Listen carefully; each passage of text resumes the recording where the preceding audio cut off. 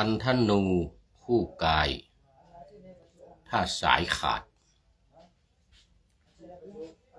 เมียหนีลับอยู่กับญาติห่างเคหาเรือผูกโยงตรงกันข้ามฝั่งคงคารถเวลาเพลาหักไปไม่ใช้งานมิตรอยู่ไกลสหายชั่วตัวเสนียด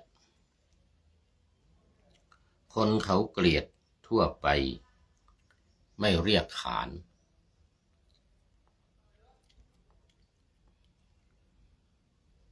หมู่นักปราชญ์ฉลาดยก6 ประการ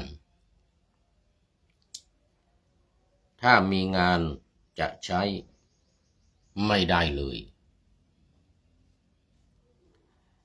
บ้างอยู่ไกลเกินใจถ้าคิดใช้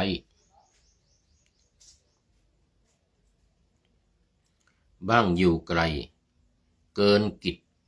ถ้าคิดใช้บ้างอยู่ใกล้ไรน้ำยาพาเมินเฉยดุจดังสิ่ง6 ประการท่านเปรียบเลยอย่ามีเลยจะดีมีทำไมขอถวายความนอบน้อมแด่พระรัตนตรัยมีพระพุทธเจ้าเป็นต้นขอถวายความเคารพพระมหาเถระพระเถรานุเถระเจ้าคณะพระสังฆาธิการทั่วโลกมีพระเดชพระคุณพระธรรมเสนาบดีเจ้าคณะภาค7 วัดพระธาตุดอยสุเทพเป็นต้นและขออำนวยพรแด่ท่านผู้ฟังท่านผู้ชมสาธุชนพุทธบริษัททั้งหลายวันนี้รายการธรรมะหลังธรรมวัดเย็นของวัดพระธาตุดอยสุเทพออกอากาศทางสถานีวิทยุพระพุทธศาสนาแห่งชาติและจริยธรรมวัดพระธาตุดอยสุเทพระบบ FM 96 เมกะเฮิรตซ์มีพ่อครูวันลบนามวงพรหมเป็นผู้อำนวยการอาจารย์พระมหาประสิทธิ์ประสานทิโกเป็นหัวหน้าสถานีและอาตมาภาพพระครูปริยัติยานุศาสตร์เป็นผู้บรรยายเป็นประจำทุกวันเวลา 18:40 นาทีวันนี้ก็บันทึกเสียงล่วงหน้ามา3 ชั่วโมงกับ15 นาที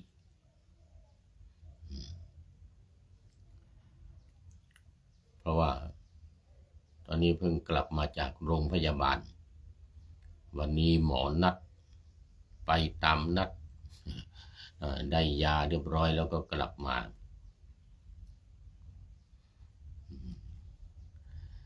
และวันนี้ก็จะได้ไปทำพิธี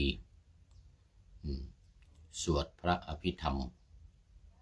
ในงานศพของหลวงพ่อทองดีวัดพระธาตุดอยสุเทพเรานี่แหละที่ศาลาบำเพ็ญบุญวัดพระธาตุดอยสุเทพเวลาบ่าย 4:30ดังนั้นก็จึงต้องรีบทำรายการไว้ก่อนเดี๋ยวช่วงนั้นก็จะเป็นช่วงพิธีทำพิธีทักษิณานุปทาน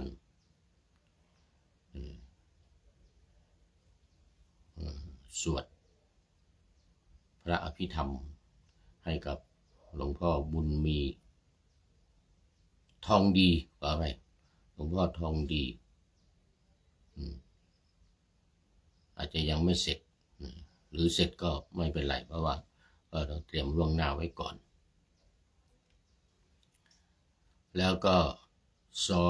2ขอโมทนากับเจ้าภาพถวายภัตตาหารเพลและน้ำปานะวันนี้วันที่23มีนาคม2569ในโครงการอบรมฝึกหัดพระภิกษุปาติโมกข์ของคณะสงฆ์ภาค7รุ่นที่1 2569จำนวน36รูปและพระวิทยากรอีก8รูปเป็น44รูปท่านที่เป็นเจ้าภาพวันนี้ก็คือท่านอาจารย์พระมหาเดชรัชตะศิริยานเมธีเจ้าอาวาสวัดเชียงโฉมหรือเจดีย์ป่องนี่หน้ามหาวิทยาลัยราชภัฏในอำเภอเมืองเชียงใหม่เป็นเจ้าภาพทั้ง2อย่างภัตตาหารและน้ำปานะจำนวน 4,000 บาทแล้วก็อนุโมทนาขอบคุณเป็นอย่างยิ่งขออำนวยอวยพรให้มีความสุขมีความเจริญก้าวหน้าในพระพุทธศาสนาสืบต่อไปแล้วก็สำหรับท่านที่มีความประสงค์อยากเป็นเจ้าภาพในวันต่อไปหรือเป็นเจ้าภาพร่วมกับเจ้าภาพที่มีอยู่แล้ววันใดวันหนึ่งในช่วงนี้ก็ยังเหลืออยู่อีก1 เดือนกับ2 วันคือถึงเดือนเมษายนวันที่24 เมษายน2 วันทั้งวันนี้นะวันที่24ก็24 เมษายนก็จบโครงการพอดีมอบวุฒิบัตร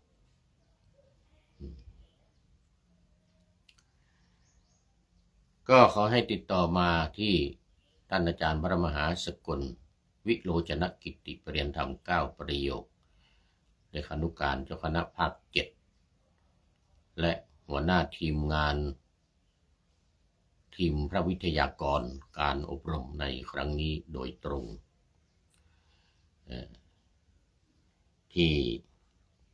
หมายเลขโทรศัพท์091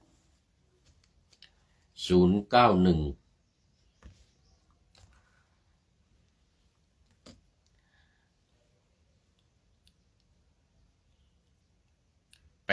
859 9053 0918599053แล้วก็อีกหมายเลข1ของท่านอาจารย์พระมหากิตติพงศ์ฐานะกโรประเรียนธรรม9ประโยคเหมือนกันเป็นวิทยากรอบรมในครั้งนี้ด้วยจากวัดพระธาตุศรีจอมทองหมายเลข0949101043จำง่ายๆ0949401043ก็ตามมัธยาศัยติดต่อกันเข้ามาและถ้ามีเวลาก็ขอเชิญมาร่วมในการประเคนด้วยมือของท่านเอง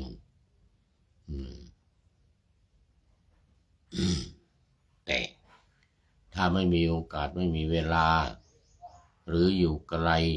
ในต่างจังหวัดต่างประเทศต่างทวีปในโลกนี้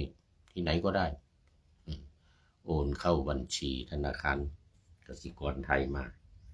ในนามวัดพระธาตุดอยสุเทพหมายเลขบัญชี211-280-6698 221-280-6698นี่ก็ตามอัธยาศัย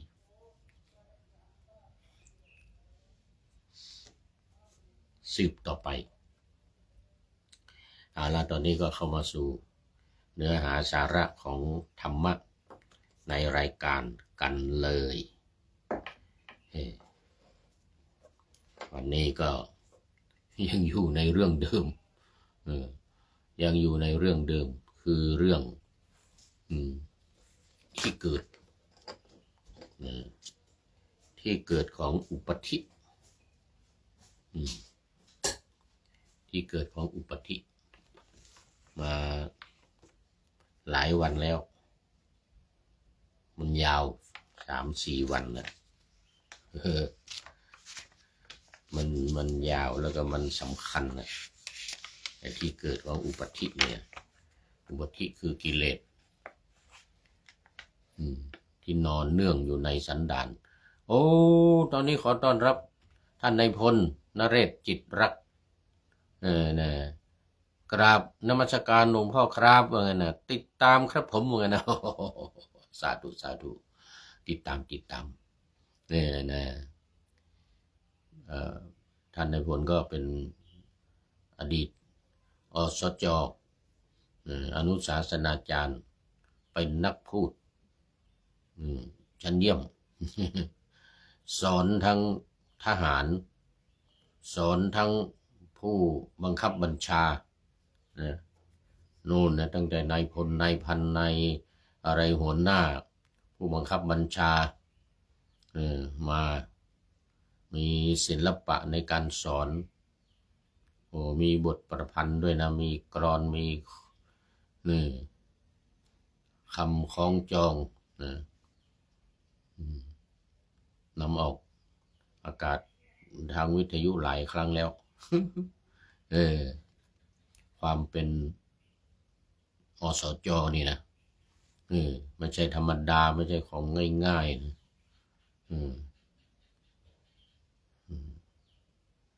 สอนผู้บังคับบัญชาทั้งนั้นนายพลนายพันทั้งหลายอยู่ในความดูแลของอสจ.หมดโอ้โหสาธุสาธุ นะนิทานวรรคสังยุตตนิกายพระไตรปิฎกเล่มที่16หน้า130-35ข้อที่256-62ตอนนี้ก็มาถึงใกล้จะจบแล้วนี่วันนี้ถ้าจะจบละนี่นะจะจบพอดีขณะที่พระเดชพระคุณหลวงพ่อพระธรรมเสนาบดีเจ้าคณะภาค 7เจ้าอาวาสวัดพระธาตุดอยสุเทพกำลังนำพระภิกษุสงฆ์สามเณรอุบาสกอุบาสิกาศรัทธาญาติโยมและนักท่องเที่ยวปฏิบัติแบบสมถกรรมฐานพุทธานุสติ1ในอนุสติ10แล้วก็1ในอารมณ์กรรมฐาน40พุทธานุสติโดยวิธีการบริกรรมพุทโธพุทโธ1ในวิธีการ3อย่างคือการบริกรรมการนับและการระลึกตามระลึกตามคุณของพระพุทธพระธรรมพระสงฆ์คุณศีลคุณทานคุณเทวดาเป็นต้นในอนุสติ10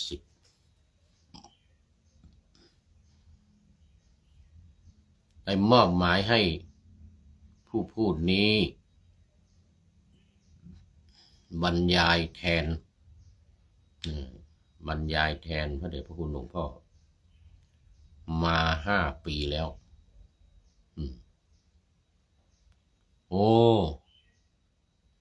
มีโอกาสฟังธรรมนำกุศลเป็นมงคลแก่ชีวิตประสิทธิ์ศรีหลวงพ่อแสดงธรรมเดี๋ยวมันดำขึ้นมาบัง หลวงพ่อแสดงธรรมนำชีวีให้ทำดีมีสุขสันต์ทุกคนเทิน สาธุสาธุสาธุสาธุเดี๋ยวจบรายการนี้จะได้บันทึกไว้บันทึกไว้แล้วเดี๋ยวเอาไปออกอากาศอีกในวันต่อไปในวันต่อไปโอ้ขอบคุณท่านนายพลมากขอบคุณมากขอบคุณมากมีโอกาสฟังธรรมนำกุศลว่างั้นเป็นมงคลแก่ชีวิตประสิทธิ์ศรีหลวงพ่อแสดง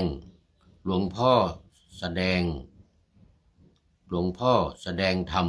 นำชีวีให้ทำดีมีสุขสันต์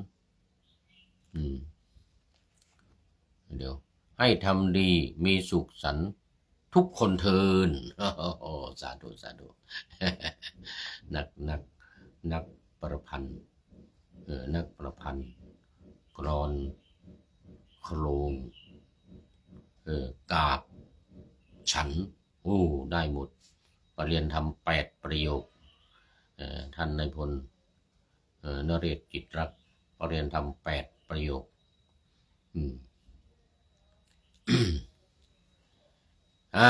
โมทนาขอบคุณมากเอามาวันนี้ต้องเอาให้จบนี่ต้องเอาให้จบมอบให้พูดเมื่อกี้พูดถึงว่ามอบให้พูดเรื่องมอบให้นำปฏิบัติหลวงพ่อนำทำสมถกรรมฐานตอนนี้ให้ผู้พูดนี่นำทำวิปัสสนาวิปัสสนากรรมฐานก็มี3 อย่างเหมือนกันวิธีการ3 อย่างแต่หลักการเยอะหน่อยหลักการนี้73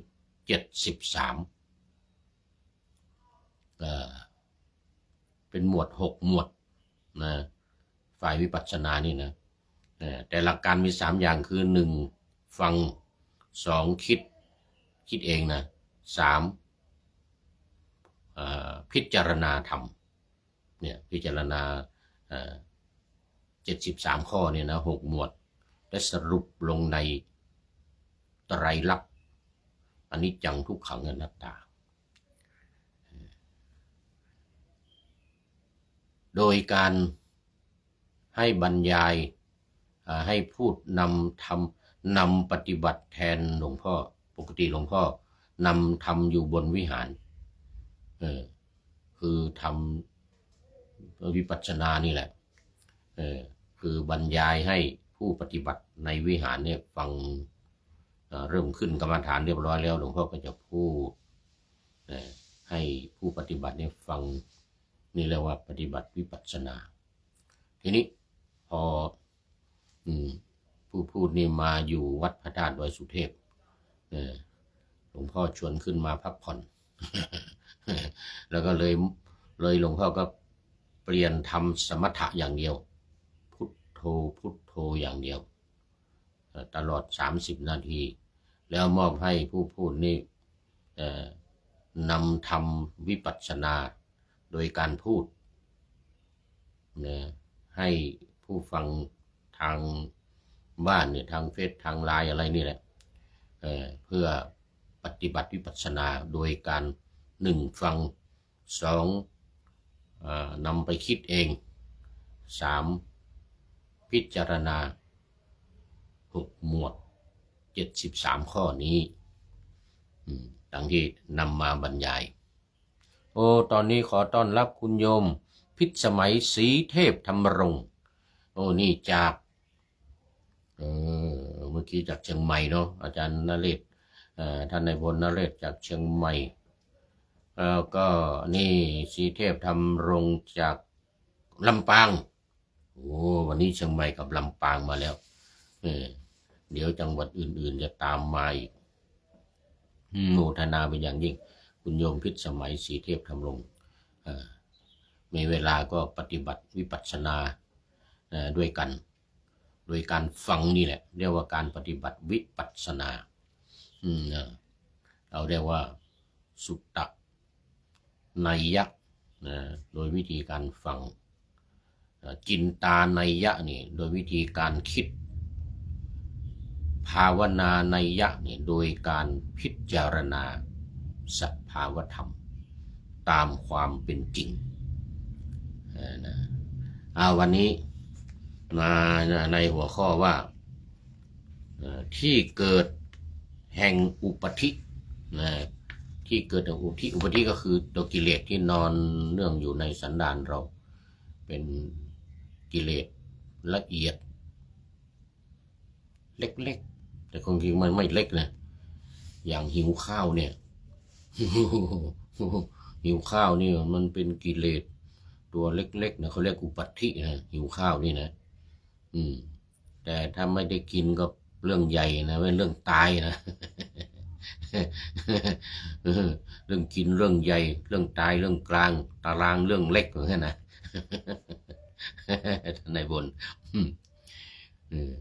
แต่ถือว่าเป็นอุปัฏฐิเพราะว่าตราบใดที่ขันธ์ห้าร่างกายเรานี่ยังอยู่เนี่ยอุปัฏฐินี้ก็ต้องมีอยู่ตลอดไปมาแล้วพระเดชพระคุณหลวงพ่อ พระเดชพระคุณหลวงพ่อสุทธิสงึมรำจากจังหวัดบุรีรัมย์ FC ตัวจริง โอ้โหพร้อมด้วยหัวใจแดงๆใสๆโอ้แต่ว่ามีรูปของใครสวมแว่นตาอยู่เข้าม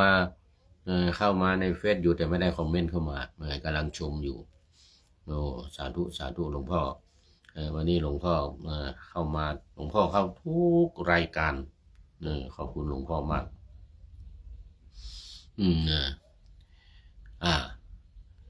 อุปัฏฐิพูดถึงอุปัฏฐิเนี่ย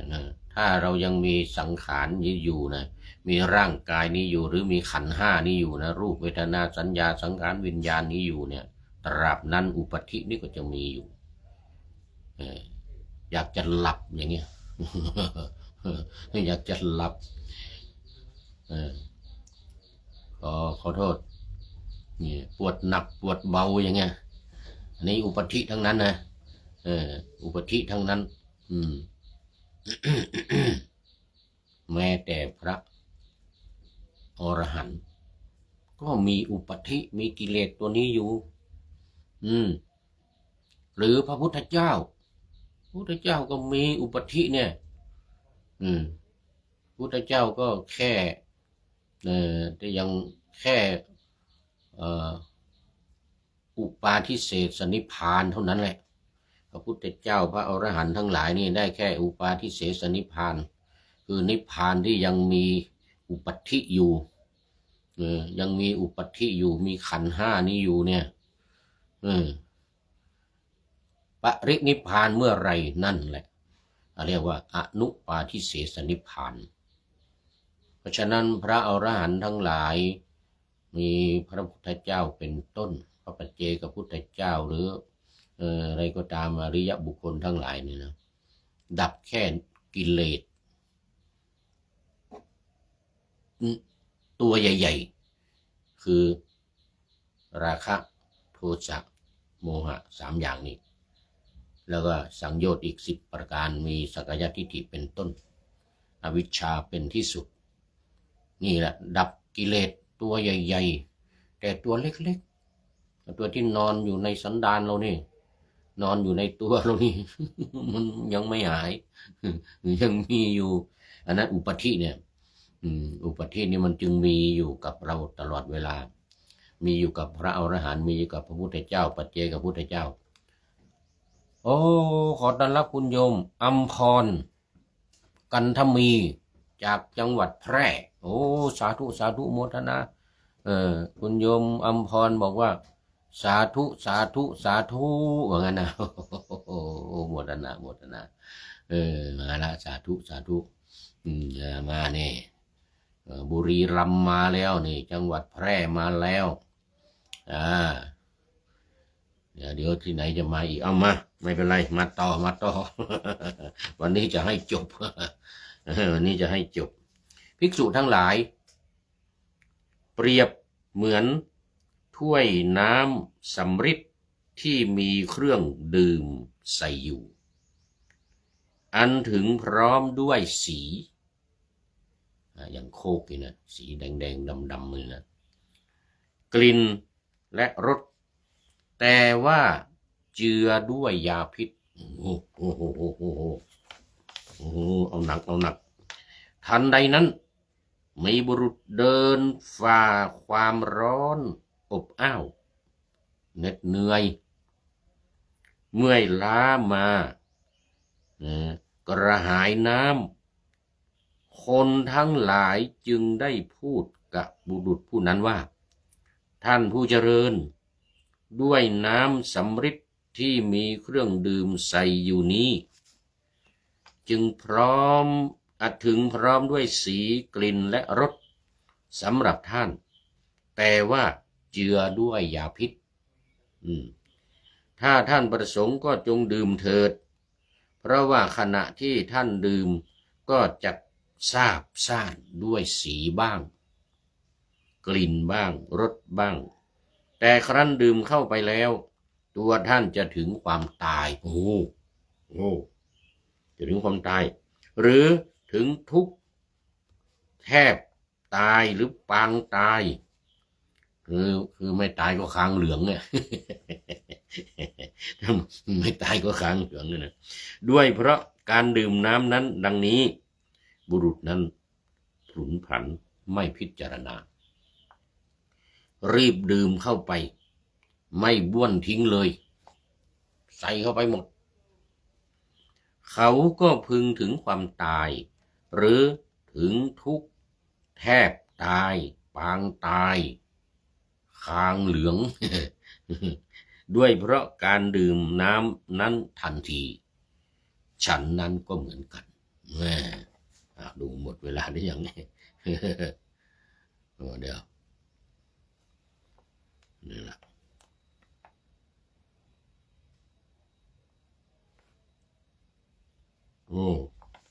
เกือบจะหมดเอาละเอาไว้แค่นี้ก่อน ว่าจะเอาไว้จบนึงยังมีอีกหลายตอน ยังมีอีกหลายตอนเอานะเอาไว้นี้ก่อนนะแต่ในกรณีที่ไม่ดื่มนี่ก็จะรอดไป ไม่ดื่มก็รอดดื่มก็ไม่รอดเอาไว้แค่นี้ก่อนอันนี้แหละอุปธิเกิดขึ้นแล้วกระหายน้ำ อุปธิกระหายน้ำนี่แหละเกิดขึ้นแล้วเอามาวันนี้คุณโยมอัมพรFC ตัวจริงเข้ามา FC ตัวจริงสุริยันคำปาท่านอาจารย์สุริยันคำปาวัดพระธาตุดอยสุเทพบอกว่ากราบนมัสการครับพระอาจารย์เย็นนี้เวลา 16:30 นาทีจะมีพิธีแสดงพระธรรมเทศนาและสวดพระอภิธรรมงานศพหลวงพ่อทองดีสุวรรณโนอายุ74 ปีพรรษา15กำหนดชาปนกิจศพในวันจันทร์ที่30 มีนาคม 2569 ณ สุสานป่าช้าบ้านดอยสุเทพณ สุสานป่าช้าบ้านดอยสุเทพครับผมนะสาธุเดี๋ยวจะไปอยู่บ่าย4:30เนี่ยเดี๋ยวจะไปร่วมนะเดี๋ยวไปร่วมขอบคุณมากเอาถือโอกาสนี้ประชาสัมพันธ์ให้กับญาติโยมสาธุชนทั้งหลายได้รับทราบโดยทั่วกันหลวงพ่อบุญมีวัดพระธาตุดอยสุเทพเรานี่แหละมรณภาพ3 วันละเนี่ยวันนี้รู้สึกว่าจะเป็นวันที่3เดี๋ยวถึงวันที่30ก็จะประชุมเพลิงชาปนกิจศพญาติโยมที่อยู่วัดพระธาตุดอยสุเทพหรือใกล้เคียงและญาติพี่น้องญาติสนิทมิตรสหายก็โปรดได้รับทราบโดยทั่วกันในวันที่30 มีนาคมนะแต่ว่าทุกวันบ่าย4 โมงเย็น4:30ก็มีการเทศน์การสวดเป็นประจำก็เชิญชวนได้มาร่วมกันเอาละเป็นท่านสุดท้ายในรายการวันนี้ท่าน FC ตัวจริงสุริยันคำปาโยม อัมพรด้วยอัมพรกันทมีแล้วก็ที่ผ่านๆไปทุกท่านทุกๆลูกทุกๆคนโมทนาเป็นอย่างยิ่งวันนี้ข้อคิดท้ายรายการได้จากคนเมืองคนเมืองแล้วก็กันเองคนเมืองกันเองมันมีจุดคนเมืองกัน เขียนไว้ว่าอันธนูคู่กายถ้าสายขาดอันนี้หนึ่งนะเมียหนีลับอยู่กับญาติห่างเคหาสองเรือผูกโยงตรงกันข้ามฝั่งคงคาสามรถเวลาเพลาหักไปไม่ใช้งานสี่มิตรอยู่ไกลสหายชั่วตัวเสนียดมาเดี๋ยว1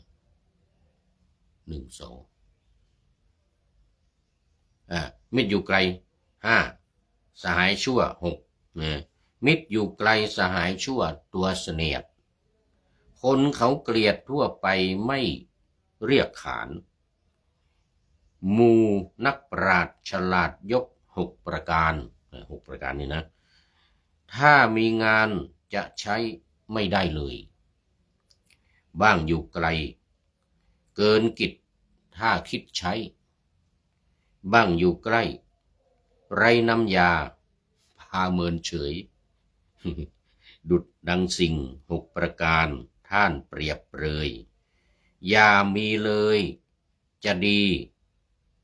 มีทำไม โอ้เดี๋ยวขอบคุณขอบคุณคนเมืองคนเมืองกันเอง